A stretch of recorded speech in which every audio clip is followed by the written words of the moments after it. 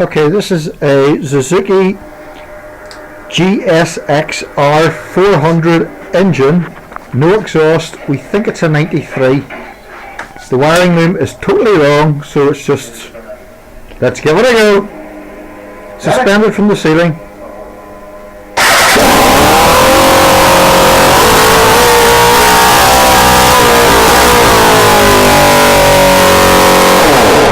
And it works! Happy days!